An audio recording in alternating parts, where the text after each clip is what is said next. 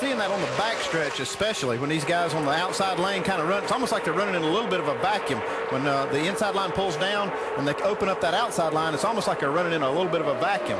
Yeah, the problem that they're going to have on the outside line, and these guys that are back 3 or 4 cars deep are going to not be quite as patient. They're going to want to try to either go to the middle or even make a third lane on the outside of there. And so then that's going to slow them down because they don't have that push. You can see right now the 2 car has nobody helping him whatsoever. His best bet probably would be to dive down in there, but he's lost that now as Ward Burton takes that spot away from him.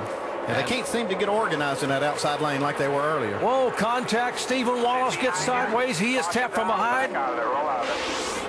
And this is the one no one wanted, the big one late, and Stephen Light has nowhere to go head on into the 41 car. There's the 90 car of Stephen Light, who's having such a great run as the 41 car of Reed Sorenson got spun around.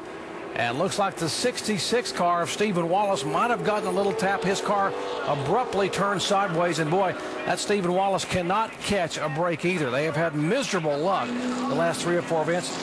And here's our in-race reporter in the Aaron's Dream Machine, and there's the Dodge of Stephen Wallace. Says heavy damage on the front and rear. Reed Sorenson's Dodge for Chip Ganassi Racing. A lot of good race cars torn up in this wreck. From the Goodyear blimp, watch the 66 car.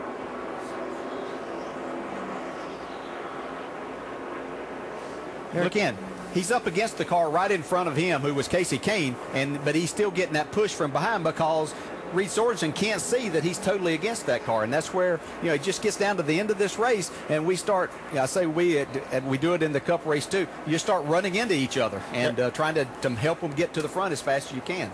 Yeah, we heard Greg Biffle talking about it. That if you can't see through these race cars, so you can't tell what the guy in front of you is dealing with, and they just start stacking up.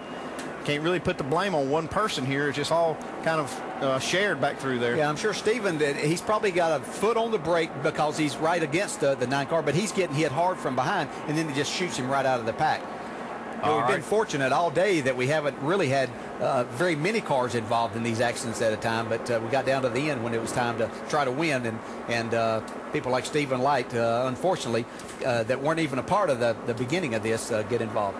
Well, at least a half a dozen cars damaged in this big one here with less than 10 laps to go.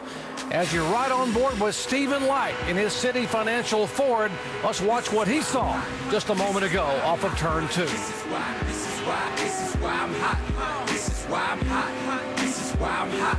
This is why I'm hot.